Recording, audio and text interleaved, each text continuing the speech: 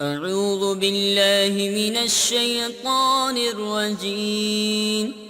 بسم الله الرحمن الرحيم.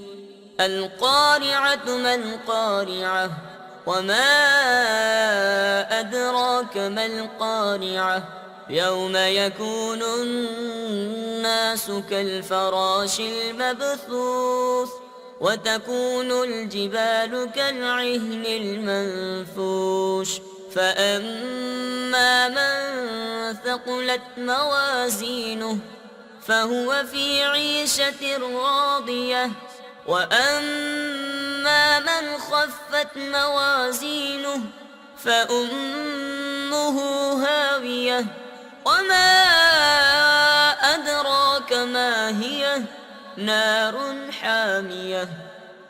صدق الله العظيم.